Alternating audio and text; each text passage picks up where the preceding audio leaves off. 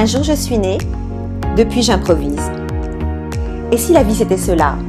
Improviser, encore et encore, improviser chaque jour face à la vie, avec les éléments, les événements, les personnes, les données de la vie, de nos vies, avec ses surprises, les bonnes comme les moins bonnes, ce qui est prévu, les imprévus, nos actions, les interactions, ce qui nous construit ou nous détruit parfois.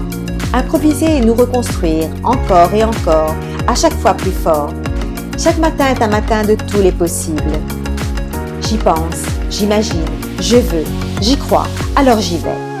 Lâcher parfois, pleurer souvent, toucher le fond ou le tréfonds, et remonter à la surface, à la vue d'un visage, d'un sourire, d'un appel, une demande, et tout s'éveille alors, encore une fois. Et si toutes les malédictions étaient des bénédictions qui nous alertent que quelque chose ne va pas, que quelque chose est à changer, modifier, améliorer, pour nous orienter vers une meilleure direction. Et si nos douleurs étaient des opportunités de guérison, avec des solutions.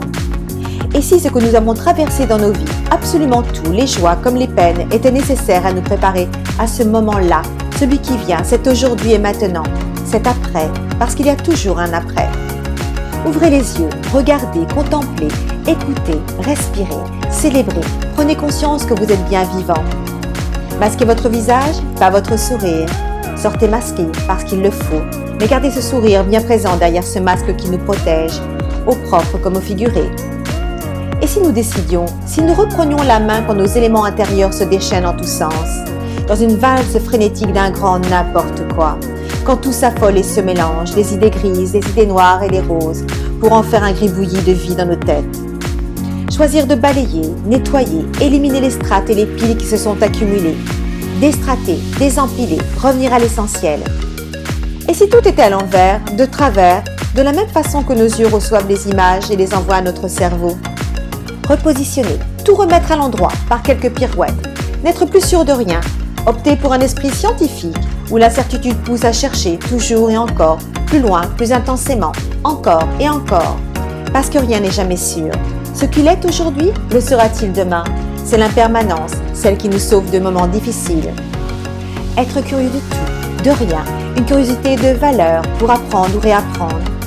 Regarder les signes et les coïncidences, les bruits de la vie, partir à l'aventure, oser, croire à nouveau, penser, deviner, rêver, agir. L'être humain est fait pour être debout et en action. Retrouver cette joie naturelle de l'enfance, s'émerveiller de tout et de rien, rire et sourire, partager, donner, réenchanter, ouvrir les portes en grand, parfois les pousser, ouvrir les fenêtres et laisser entrer la lumière, laisser entrer, avancer, trébucher, tomber, se relever. Rien ne s'arrête jamais. Au plus profond de nous, il y a toujours cette flamme qui nous porte en avant. Force de volonté, élan de vie, croire, vouloir, désirer, vivre. Réveillons cette puissance, celle qui nous pousse à nous lever chaque matin, quoi qu'il arrive, même si. Laissons-la nous envahir, surfons la vie, optimisons les vagues, le vent et la tempête comme le font les marins.